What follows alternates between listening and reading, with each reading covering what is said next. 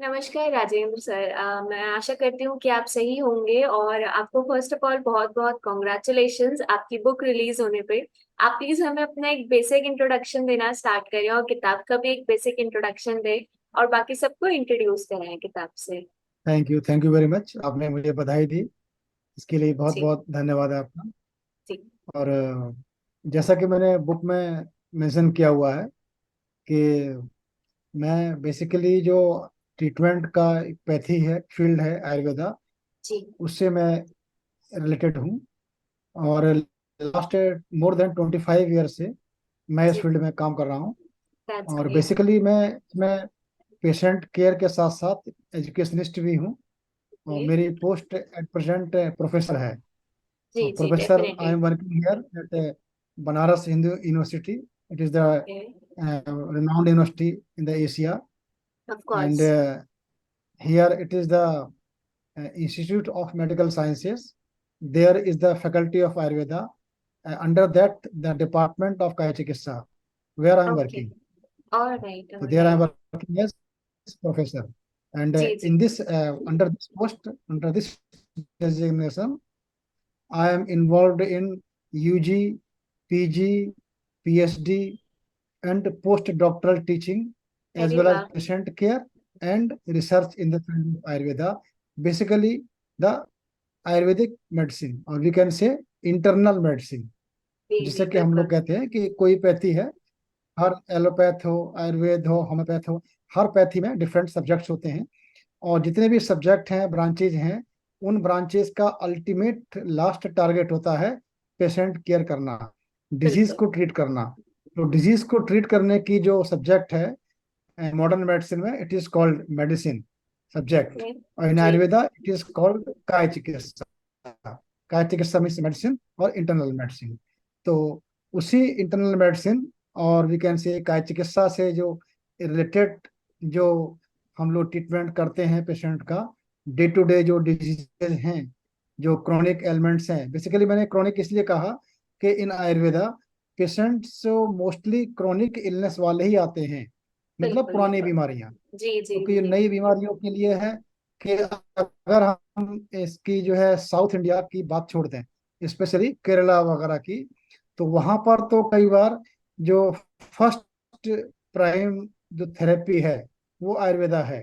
Ji. Other than that South India part, all over India, first pathy patient allopathic को prefer बिल्कुल। करता है। हाँ जी कोई भी जी। छोटी परेशानी है, बड़ी परेशानी है, first of all they go to the allopathic doctors. Allopathy. और या। वहां से उसको डिजीज ठीक नहीं होती है, या उसको लगता है कि उससे डिजीज ऐसे ट्रीटमेंट से कोई साइड इफेक्ट हो रहे हैं, उसको अनवांटेड साइड इफेक्ट हो रहे हैं, या डिजीज ठीक नहीं हो रही है, डॉक्टर ने मना कर दिया है, then they switch over to other pathies like homoeopathy, Unani और आयुर्वेदा।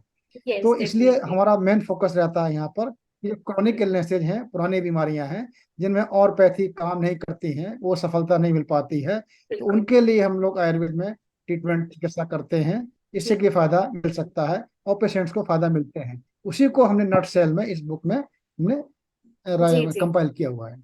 बिल्कुल। तो मतलब आपकी जो बुक है हैंडबुक ऑफ क्लिनिकल प्रैक्टिसेस, उसको आपने इन शॉर्ट एक बता दिया है कि जो वो क्रॉनिक इलनेस है जो आयुर्वेदा के थ्रू ट्रीट की जाती है, आपने बेसिकली उस पर इसे हाईलाइट किया है, राइट? Okay okay. जी जी जी जी जी। बहुत बढ़िया सर, बहुत अच्छा। जैसा कि आपने बताया, प्रोफेसर भी हैं, डॉक्टर भी हैं, सर के हम बुक लोगों भी का है, तीनों। जैसे हम लोग को मॉर्निंग आवर्स वीकेंड से, और we can say first hour of the day, वो हमारा पेशेंट केयर में इन्वॉल्व रहता है। और एक्चुअली क्योंकि हमारा सब्जेक्ट मेडिसिन है, तो रिसर्च भी हम लोग मेडिसिन पर ही कर, पेशेंट केयर पर ही करते हैं। तो जैसे आपने सोचा होगा, आप जानते हैं कि डिफरेंट फील्ड में जब रिसर्च होती है तो उसके सब्जेक्ट होते हैं। सब्जेक्ट मतलब आइटम, किस पर रिसर्च कर रहे हैं। कहीं चूहा है, कहीं बिल्ली है, कहीं डॉग है, कहीं प्लांट्स है। तो हमारे जो रिसर्च सब्जेक्ट्स हैं वो हमारे पेशेंट ही होते हैं, ह्यूमंस। क्योंकि मेडिसिन सब्जेक्ट है हमारा। तो पेशेंट पर ही हम लोगों को रिसर्च करनी होती है।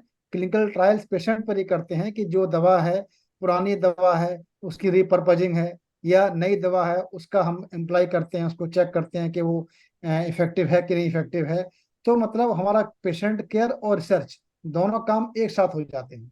बाकी रही बात बिल्कुल। टीचिंग की, तो टीचिंग के लिए पीरियड्स क्लासेस डिवाइडेड होते हैं। कि आपको उस दिन यूजी को पढ़ाना है, उस दिन पीजी को पढ़ाना है, उस दिन पीएचडी को पढ़ाना है।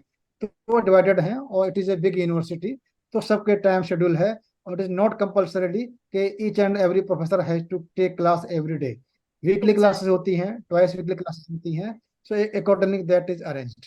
और पेशेंट के लिए भी है, तो हम लोग ओपीडीज देखते हैं। आउट पेशेंट डिपार्टमेंट पेशेंट्स हैं, तो ओपीडीज भी डेली नहीं होती हैं। जैसे हफ्ते में 6 दिन है, तो हम ओपीडी केवल 2 डेज देखते हैं। Only 2 days I am engage in OPD services, है ना। जी। तो उस तरह से टाइम डिवीजन होकर के सुबह शाम मॉर्निंग इवनिंग डे वाइज या आवर्स वाइज वो सब मैनेज हो जाता है इन दैट वे। जी। उसके बाद टाइम जो बचता है, तो हमारा फर्ज है, क्योंकि हम लोग एकेडमिशियन हैं, तो हम चाहते हैं कि हमारे जो एक्सपीरियंसेज हैं या हमारा एक्सपोजर है, जो नॉलेज है, वो हमारे स्टूडेंट्स के लिए, जो स्टूडेंट्स ही हमारे एम्बेसडर होते हैं, तो वो चीज़ उन तक भी कन्वे होनी चाहिए, प्रोपेगेट होनी चाहिए। तो बिल्कुल। Keeping this thing in mind, हम लोग बुक्स भी लिखते हैं, कुछ चैप्टर्स लिखते हैं, कुछ पेपर पब्लिश करते हैं, जिससे कि लोगों का और भला हो। हमारे स्टूडेंट्स तो हैं ही, जैसे अब मेरे स्टूडेंट्स पढ़ रहे हैं, जो भी यूजी पीजी पीएचडी है, वो यहाँ तो मुझसे पढ़ रहे हैं, एक्सपोज हो रहे हैं। लेकिन सारी यूनिवर्सिटी के स्टूडेंट्स को तो मैं नहीं पढ़ा रहा हूँ।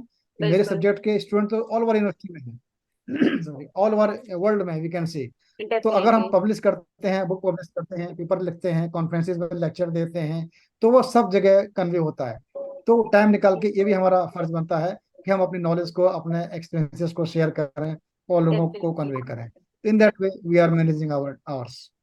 ये सर आपने अपनी जो हेक्टिक लाइफ है बहुत ज्यादा, उसको बहुत ही ब्यूटीफुली कन्वे किया कि लाइक ये जो आपने बैलेंस बताया between being a professor and a doctor, ये आपने बहुत अच्छे से कन्वे किया कि आप बहुत इजीली उसे मैनेज कर रहे हैं। ऑब्वियसली 25 इयर्स ऑफ एक्सपीरियंस आपने बताया, तो अब तो आपको यूज टू हो चुके होंगे इस चीज के लिए। बिल्कुल, डेफिनेटली। जी जी। तो सर मैं आपसे पूछना चाहूंगी कि जैसे ऑलरेडी मुझे थोड़ा आइडिया लग गया है कि what was your inspiration behind this book, but specifically मैं एक क्वेश्चन आपके मुंह से सुनना चाहूंगी इसका आंसर, कि आखिर आपने जो बुक लिखी इसके पीछे आपकी इंस्पिरेशन क्या थी। और एक चीज और इसके साथ मैं आपसे जो पूछना चाहूंगी वो ये होगी कि आपने किताब लिखी, जब इंसान किताब लिखता है तो एक मोड उसका जरूर आता है, ऐसा एक टाइम पीरियड उसका जरूर ऐसा आता है जहाँ पे उसे बहुत बाधाओं का सामना करना पड़ता है, या तो वो टाइम मैनेजमेंट हो जाता है या फिर वो कंटेंट रिलेटेड इश्यू होता है। तो आपकी जो थ्रू आउट द जर्नी थी, इंस्पिरेशन से लेके ऑब्स्टेकल थी की, आप प्लीज मुझे वो बताइए। एक्चुअली अगर हम बेसिकली हम आयुर्वेदा की बात करेंगे, जी। तो Ayurveda, Ayurvedic science, it is very old science, around 4000 5000 years back it was written. And it was written in the form of संहिताज। संहिता मीन्स ग्रंथ, बहुत बड़े बड़े ग्रंथ लिखे हुए हैं। उनमें से चरक संहिता, सुश्रुत संहिता, बेसिक टेक्स्ट ये हैं, जो बहुत मोटी बुक्स हैं। और उस उन बुक्स में कंप्लीट आयुर्वेद लिखा हुआ है, जी। नॉट स्पेसिफिक सब्जेक्ट्स, है ना। तो उन्हीं में ही सारी, उस बुक में जो सब्जेक्ट लिखे हुए हैं, तो उनको ही हम लोग पढ़ते हैं, पढ़ाते हैं। जी। लेकिन उस पूरे ग्रंथ को पढ़ने का मतलब कि सारी की सारी थीम, सारे के सारे ब्रांचेज उसमें आ जाएंगी, जो कि बिल्कुल। हर व्यक्ति के लिए समझना पॉसिबल नहीं होता। जी। क्योंकि आजकल जमाना स्पेशलाइजेशन का है, सुपर बिल्कुल। स्पेशलाइजेशन का जमाना है। Everybody wants to get specialise, super specialised. Yes उसके लिए यस। उस ग्रंथ में से जो स्पेसिफिक ब्रांचेज हैं, स्पेसिफिक टॉपिक्स हैं, उनको निकाल के हमको पढ़ना पड़ता है, पढ़ाना पड़ता है। तो उसके लिए बिल्कुल। अलग अलग सब्जेक्ट की बुक्स बनाई गई हैं। अगर मैं एक नटसेल में बताऊं, तो जो आयुर्वेदा टोटल आयुर्वेदिक साइंस है, उसको जी। 14 सब्जेक्ट्स में डिवाइड किया हुआ है, हमारी ओके। कन्वेनियंस के अकॉर्डिंग, कि हम 14 विभाग में उसको हम पढ़ सकें, है ना। तो ओके। मतलब मेडिसिन है एक, आप जानते हैं, बाल रोग बच्चों के ट्रीटमेंट का अलग पार्ट है, स्त्री का अलग पार्ट है, सर्जरी का अलग पार्ट है। तो इस तरह से 14 इसमें विभाग बने हुए हैं, तो उनकी बिल्कुल। बुक्स लिखी हुई हैं। तो जितने विभाग हैं, मैंने बताया था आपको स्टार्टिंग में, कि out of all 14 subjects, 14 divisions, Kaya Chikitsa is the most important part. जी और काय जी। चिकित्सा को जब हम निकालते हैं उस उन ग्रंथों में से, तो काय चिकित्सा के भी बहुत ही मोटी बुक्स बन जाती हैं। हमारे साथियों ने पब्लिश की हैं, तो मेरे ख्याल से किसी की 4 वॉल्यूम है, किसी की 5 वॉल्यूम्स हैं। अरे तो उन बाप चार रे। पांच वॉल्यूम्स को हर समय पढ़ना, हर समय कैरी करना, साथ में रखना पॉसिबल नहीं मुश्किल होता होता, है जी। है ना। तो और जी। फिर उसके अलावा काया चिकित्सा का मतलब, या हमारी जो प्रोफेशन है, उसका मतलब केवल टीचिंग ही करना नहीं है, पेशेंट केयर भी करना है। तो जो हम टीचर्स हैं, हम प्रोफेसर हैं, रीडर हैं, लेक्चरर हैं, वो टीचिंग करते हैं, अच्छी बात है। लेकिन फील्ड में हर कोई टीचिंग तो नहीं करता है। अल्टीमेट टारगेट पेशेंट केयर है। तो फील्ड एग्जैक्टली। में हमारे प्राइवेट प्रैक्टिशनर्स भी हैं, जो प्राइवेट प्रैक्टिस करते हैं, मेडिकल ऑफिसर्स हैं, who are not involve in teaching but they are highly involve in patient care. Patient देखते हैं उनके क्लिनिक पर, आयुर्वेदिक जी। थेरेपी देते हैं उनको। तो उनके लिए उन सारी मोटी बुक्स को पढ़ पाना, एक साथ जो है 5 वॉल्यूम को पढ़ पाना, इट इज वेरी इम्पॉसिबल। तो उसके लिए हमें चाहिए होता है कि ऐसी कोई छोटी सी बुक हो, एक हैंड बुक हो, छोटी हो, जिसको हम हाथ में कैरी कर सकें, और कभी भी हम उसको खोल के देख लें तो एक रेडी रेफरेंस हो जाए, कि हम समझ लें कि इस बीमारी में ये ट्रीटमेंट है। बीमारी को बिल्कुल। डायग्नोस करने के लिए तो अलग मेथड है, आदमी पढ़ेगा उसको। और एक्चुअली होता क्या है ना, कि मैंने बताया कि क्रोनिक इलनेसेस, तो क्रोनिक इलनेसेस 90% पेशेंट जो आयुर्वेद में आते हैं डॉक्टर के पास, वो प्री डायग्नोस होते हैं। जी। एलोपैथिक साइंस वाले सब जगह दिखाते हैं, बच्चे हुए पेशेंट उनको दिखाते हैं डॉक्टर्स को। तो बहुत सारे इन्वेस्टिगेशन है, टेस्ट होते हैं, तो टेस्ट करा करके उसको वो डायग्नोसिस हो जाती है कि इसको ये फला बीमारी है, इसको ये बीमारी है, इसको ये बीमारी है। तो जी। पेशेंट हमारे पास आते हैं तो बहुत कम होता है कि हमको दिमाग खपाना पड़े कि बीमारी है क्या इसको, बिकॉज दे बिल्कुल। Are pre diagnosed. तो हमें क्या देखना एग्जैक्टली। है कि उस बीमारी में ट्रीटमेंट क्या करना है हमको। क्या तो और क्या है। ट्रीटमेंट के लिए हमें ऐसी बुक चाहिए जो फटाफट हम देख लें, छोटी सी बुक हो, इस बीमारी में ट्रीटमेंट ये है, ये पॉसिबिलिटी है, ये हो सकता है, ये हो सकता है।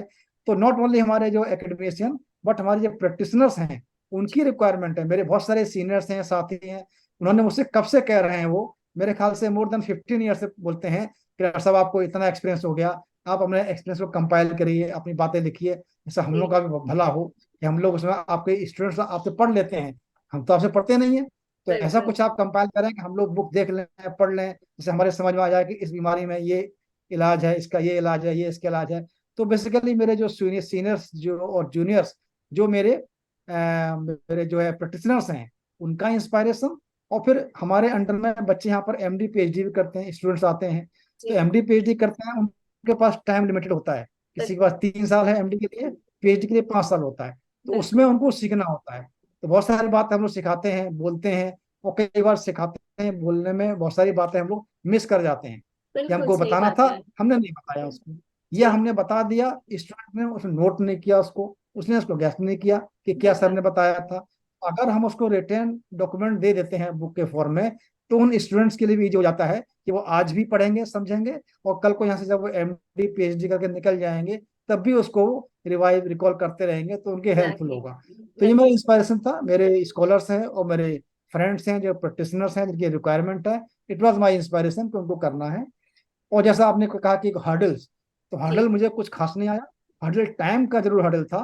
तो जैसे मैंने बताया कि मेरे स्टूडेंट्स मेरे एम्बेसडर होते हैं, वही मेरी प्रॉब्लम है, वही मेरा सॉल्यूशन है। उन्हीं को हम बिल्कुल। सिखाते हैं और जी। उन्हीं से हम हेल्प लेते हैं। हमने जी। बता जी। दिया कि आपको ये टॉपिक है, इसको देखना है, इसमें कुछ मैटर आप कलेक्ट करिए, फिर मैं बताऊंगा, फिर कंपाइल करिए। तो कोई कलेक्ट करता है, कोई कंपाइल करता है, मैं इसको रिफाइन करता हूँ। तो वही हमारे मेन पावर होते हैं, हमारे एमडी पीएचडी बिल्कुल। स्कॉलर्स। तो वही जी। हमको टाइम मैनेज करते हैं, हेल्प करते हैं। तो ऐसे कोई हडल नहीं है। और जो हडल था वो पब्लिकेशन का था। तो एक्चुअली हम लोग आयुर्वेद फील्ड से हैं, तो हम लोग चाहते हैं कि हमारे पब्लिशर आयुर्वेद वाले हों। जी। मैं बनारस को बिलोंग करता हूँ। बनारस में आप लोग जानते होंगे, चौखंबा एक बहुत बड़ी फर्म है, बहुत बड़ी एजेंसी है, जो कि जी। बहुत सारे ब्रांचेस उसके हैं, कि जो पब्लिश करें। वो जो जी। पब्लिश करते हैं बेसिकली आयुर्वेदिक और संस्कृत बुक्स को जो है, जी। उसको पब्लिश संस्कृत के करते हैं, लिए बहुत है ना। तो ये हडल ये था कि हम प्रेफर कर रहे थे कि उनसे पब्लिश कराते, कि उनके पास बहुत सारे क्लाइंट्स होते हैं, कस्टमर्स होते हैं, स्टूडेंट्स होते हैं। तो बुक की इजीली पॉपुलैरिटी हो जाती है, पब्लिसिटी हो जाती है। लेकिन मैं उनसे चाह रहा था और they were taking lot of time. तब मैंने प्रेफर किया दूसरे पब्लिशर को। तो मैंने आपसे बुक पब्लिश करा चुका था मैं एक ऑलरेडी। तो मैंने जी। सोचा क्यों ना इसको भी आपसे करा लूं। तो बिल्कुल। हडल एक पब्लिशर का था, दो हडल भी दूर हो गया। जी। नाउ जी। जी। एवरीथिंग इज बिल्कुल। Okay. That's good, that's good. तो बेसिकली आपको हर्डल नाम से मतलब सिर्फ टाइम मैनेजमेंट का इशू आया, अगर थोड़ा बहुत हम कहें, और थोड़ा सा इशू आपको पब्लिशर्स का हुआ, otherwise there were no obstacle. Exactly. Okay. जी बिल्कुल। सर लगभग आपको टाइम कितना लगा ये किताब लिखने में, like what was the duration जब आपने लिखना चालू किया अराउंड और ये किताब 1 ईयर, पब्लिश हुई। Around 1 year. लगभग 1 ईयर जी। बहुत बहुत बड़ा टाइम होता है 1 साल अगर एक किताब के लिए देखे तो, बट जिस तरीके से आपने मैनेज किया, मुझे उससे बहुत ज्यादा इंस्पिरेशन मिल रही है कि आप इतना सब कुछ करने के बाद भी आप टाइम निकाल पाते हैं एक किताब लिखने के लिए, और आपका जो मोटिव है किताब लिखने के पीछे वो बहुत अच्छा है कि अपना एक्सपीरियंस आप आगे शेयर करना चाहते हैं। Exactly. सर जैसा मैंने आपकी प्रोफाइल चेक करी थी तो ऑफ कोर्स मैंने वहां पे देखा कि आपकी दूसरी किताब है हमारे साथ। मैं आपसे पूछना चाहूंगी क्या कोई और किताब है करेंटली जिस पे आप काम कर रहे हैं या फिर आगे इसी साल में आप उसे पब्लिश कराने की सोच रहे हैं? हाँ, जो बुक मैंने अभी पब्लिश की है इसको जी जी। और मैं एडवांस बनाऊंगा। इसमें ओके। और फर्दर एक्सपीरियंसेस और इसको रिफाइन करके मैं आगे निकालूंगा। क्योंकि बिल्कुल। अभी तो मेरा ये मतलब प्रिमिटिव बुक थी मेरी वाली, सब्जेक्ट जी जी। वाली। जी। इसको और चाहूंगा मैं और रिफाइन करूं। और बिल्कुल। कुछ इसमें पार्ट रह गए हैं, मिसिंग है, उनको भी जी। मुझे कवर करना है। जैसे मेंटल इलनेसेस मैंने इसमें कवर नहीं की हुई है जो है, तो बिल्कुल। मेंटल इलनेस को मुझे इसमें डालना है। तो अभी मैं ओके। इसी बुक का एक सेकंड एडिशन निकालूंगा रिफाइन करके। Then I will think something else. Okay okay, so basically ये भी आप प्लान कर रहे हैं कि इसी ईयर में आप कवर अप कर लें। बट इस जैसे आपने बोला कि पहली बुक में आपको लगभग 1 साल लग गया, तो आई थिंक कि वो 2024 तक ही रिलीज हो पाएगी। एग्जैक्टली, नेक्स्ट ईयर हो पाएगी, सही बात है। Okay okay. ठीक है, मैं सर ये कहना चाहूंगी, आपसे पूछना चाहूंगी बेसिकली कि शब्द डॉट इन आप लगभग कब से यूज कर रहे हैं एंड आपका एक्सपीरियंस क्या रहा है रिगार्डलेस ऑफ द पब्लिशिंग। मतलब आप दूसरी बुक अगर पब्लिश करा रहे हैं तो ये तो समझ आ जाता है कहीं ना कहीं कि आप पहली बार क्वालिटी और इन सब चीज से इम्प्रेस थे कहीं ना कहीं, तभी आपके दिमाग में थॉट आया। But overall I staff think, communication and overall आपका एक्सपीरियंस कैसा रहा? हाँ वो एक्सपीरियंस मेरा अच्छा रहा। मैं जी। शायद करीब 9 मंथ से जुड़ा हूँ। तो लास्ट ईयर हमने जो पहली बुक थी वो शायद सितंबर अक्टूबर या नवंबर में हमने बुक दी थी पब्लिश होने के लिए। तो बिल्कुल। स्टार्टिंग में कुछ दिक्कत आई थी, लेकिन उसके जी। बाद शैलेश जी जुड़े हमसे, तो जी। उसके बाद एवरीथिंग ओके, फिर बिल्कुल बिल्कुल टाइमली सारा कुछ मैनेजमेंट था, टाइमली जी। कम्युनिकेशन था, टाइमली रिप्लाई था। और जो बात बोलते हैं वो बात पूरा करते हैं, चाहे वो प्राइस जो मैटर्स हो या अदर कोई एग्रीमेंट हो, कोई एंगेजमेंट हो, वो जी। सब ठीक है। और सबसे बड़ी बात है कि बहुत अच्छा मैनेज करते हैं, क्योंकि मेरे ख्याल से प्रिंट भी बहुत फास्ट निकाल दिया उन्होंने। मेरी आज बात हुई है, विद इन 2 डेज उन्होंने उसको जो है पोस्ट कर दिया वहां से, वही मेरे बिल्कुल। पास फास्ट यहाँ पर। जी तो जी वो जी। अच्छा लगा मुझे। बाकी वो बुक्स के जो क्वालिटी वगैरह है, बुक्स के पेपर हैं वो भी अच्छे स्टैंडर्ड के हैं। तो I am really okay. Impressed, मुझे अच्छा लगा। बस ये है चलिए। कि पब्लिसिटी अच्छी होती रहेगी तो हम लोग भी आगे अच्छा काम करते रहेंगे। डेफिनेटली क्योंकि हम डेफिनेटली। लिखें और आप छापें और वो चीज़ पब्लिक मतलब लोगों तक प्रोपेगेट पहुंच नहीं जाए। हो, पहुंचना जरूरी है ना। उसमें जी जी पैसे तो जी। बात की बात होती है, जी, लोगों तक आपका जो पहुंचना पहला जरूरी है। मोटिव है वो पूरा होना चाहिए, ये किताब लोगों तक जी, पहुंचनी चाहिए so that your experience can go around. Definitely सही कहा एग्जैक्टली आपने। एग्जैक्टली तो चलिए, एग्जैक्टली। बहुत अच्छा लगा सुनकर कि आपका आप जो एक्सपीरियंस था शब्द से, वो भले ही किसी भी रोड पे स्टार्ट हुआ बट एंड जो उसका हुआ वो एक सही रोड पर आकर हुआ। आपको परेशानी नहीं हुई और हम उम्मीद करेंगे कि आगे भी आपसे हमें बहुत सारी किताबें इसी तरीके से मिलती रहें। सर लास्ट क्वेश्चन जो मैं आपसे करना चाहूंगी थ्रू आउट द इंटरव्यू वो ये करना चाहूंगी कि जैसे आपने बोला आपके बहुत सारे स्टूडेंट्स हैं जो रिसर्च करते हैं और चीजें कंपाइल करते हैं, जो उनका भी एक्सपीरियंस है उसे भी वो गैदर करते हैं और आपकी हेल्प करते हैं। तो what will be that one quotation, आप ऐसी एक क्या इंस्पिरेशनल लाइन या फिर एक अपने एक्सपीरियंस से निकाला हुआ थॉट देना चाहेंगे उन लोग को जो बडिंग राइटर्स हैं अभी या फिर जो आपकी ही फील्ड में अभी एकदम न्यू लेवल पर हैं और वो आपकी ही तरह एक उसी पैराग्राफ में चलना चाहते हैं जिस पे आप चल रहे हैं, एक प्रोफेसर बनना चाहते हैं? एक्चुअली जो आयुर्वेदिक साइंस है, जी। तो हम लोग इसको बोलते हैं ancient science, you can say okay. Ancient science. Modern application होते हैं, मॉडर्न ट्रीटमेंट करते हैं। तो हम स्टूडेंट्स को बोलते हैं कि you just study the ancient science, जी। Apply the modern tools and treat the, और we can say serve the Mankind.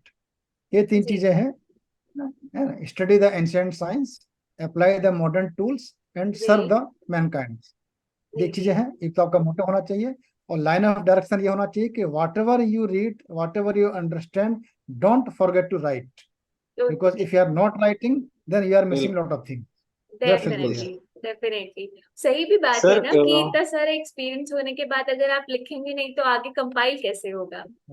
बिल्कुल सही बात है, जी। बाय सर अगर कैसे होगा। आपके पास अभी बुक हो तो एक बार शो करके, एंड बिल्कुल वाइज बिल्कुल। A common person should purchase this book, क्योंकि यस एक यस। आयुर्वेदिक बुक है, एक कॉम आम इंसान क्यों खरीदे इस बुक को, ये इसके बारे में आपको बताएं। हाँ ये तो बुक आप है देख मैं। पा रहे हो को, आपने शायद ये ब्लड फिल्टर लगा रखा है, बस ऐसे ही रखिएगा। तो ये बुक है, और इसमें जो है ये अच्छी बुक है, मैं बोल सकता हूँ। मैंने इसको कंपाइल किया हुआ है।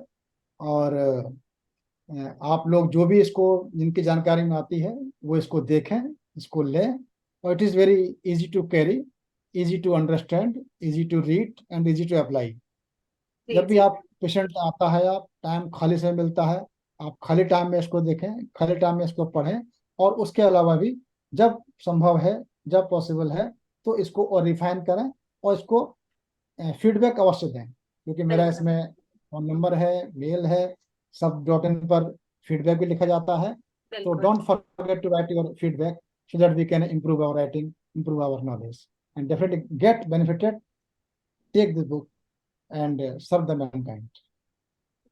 Sir Thank you. बेसिकली क्या कॉमन इंसान इस किताब को खरीद सकता है, यानी जैसे मैं हूँ, अगर मैं एक नॉन मेडिकल बैकग्राउंड से हूँ और अगर मैं इस किताब को परचेज करती हूँ तो क्या मुझे कहीं ना कहीं तक वो समझ आएगी? हाँ, कॉमन कुछ चीजें हैं, वी कैन से इसका जो टेक्स्ट मैटर है जो लिखा हुआ है, क्योंकि इसको मैंने कंटेम्पोरेरी वे में लिखा हुआ है। जी जी जी। कंटेम्पोरेरी मतलब होता है कि टिपिकल उसमें आयुर्वेदिक टर्मिनोलॉजी नहीं नहीं लिखी यूज हुई है। गए, हाँ। जी, एक कॉमन कुछ ऐसे लैंग्वेज है। टर्म्स लिखते हैं, कॉमन लैंग्वेज है, आप बहुत जो इजी लैंग्वेज में। जिससे जी कि अगर कोई व्यक्ति जरा से भी साइंस जानता है तो वो उसको समझ सकता है। तो डिजीज के नाम ओके। लिखे हुए हैं, जैसे जी लिखा है जी। क्रोनिक कफ। हाँ। क्रोनिक कफ में पुरानी खांसी की बीमारी है, बिल्कुल बिल्कुल। उसमें क्या होता है, ब्रोंकियल हाँ अस्थमा लिखा हुआ है, सांस की बीमारी, सब जानते हैं। तो हाँ। उसको लेकर के बीमारी पता है आपको, बीमारी आपको डायग्नोस है, तो उसमें कोई ट्रीटमेंट है, तो उसको आप कुछ अगर चाहें तो इजी चीजें लिखी हुई हैं जो आपके समझ में आती हैं, तो उनको आप यूज कर सकते हैं, उनको आप पढ़ सकते हैं। बहुत सारी चीजों की जो भी दवा लिखी है मैंने, सबकी इसमें डोज भी लिखी हुई है, मात्रा लिखी हुई है, कि कितने ग्राम लेना है इसको, कितना चम्मच लेना है, कितनी गोलियां खानी है। तो एक जी जी। आम व्यक्ति भी जरा सी भी साइंस अगर समझता है तो वो इसको यूज कर सकता है। लेकिन हम चलिए। लोग कहते हैं कि self medication is dangerous, doctor so better to doctor avoid, से मुझे समझ- डॉक्टर के पास जाके लें तो अच्छा है। बिल्कुल। हाँ, ये हो सकता है कि आजकल बहुत सारे ऑनलाइन प्लेटफॉर्म भी हैं, जी। तो बहुत सारे पेशेंट हमारे पास भी आते हैं, वो ऑनलाइन से बहुत सारी चीज सीख लेते हैं, पढ़ सीख लेते लेते हैं हैं। बिल्कुल। देन वी डिस्कस कि सर हमने ये देखा है, इसको ले लें, हम इसको खा लें, इसको कर लें। तो अच्छा है कि आप इस बुक को पढ़ेंगे तो बेसिक चीज आम आदमी की समझ में आ जाएगी। बेस्ड बिल्कुल। On that he can discuss with certain doctor जी थ्रू जी जी। ऑनलाइन और ऑफलाइन, कि हम जी इसको जी। बुक को, ये इस दवा को हम खाएं कि नहीं खाएं, इससे क्या हो सकता है, इसमें क्या हो बिल्कुल। सकता है। जी। सबसे बड़ी चीज है कि मैंने इसमें दवाएं जो लिखी हैं, जो मेडिसिन है, सारी की सारी क्लासिकल मेडिसिन है। ओके। क्लासिकल मेडिसिन, अब जैसे आजकल टर्म इस्तेमाल हो रहा है मॉडर्न साइंस में कि जेनेरिक दवाइयाँ, जेनेरिक, जेनेरिक जी। दवा का मतलब उसमें कोई ब्रांड नेम नहीं होता, उसमें बिल्कुल। एक्चुअली जो फॉर्मूला है, जो कंपोजिशन पड़ा हुआ है, वो बात उसमें लिखी रहती है।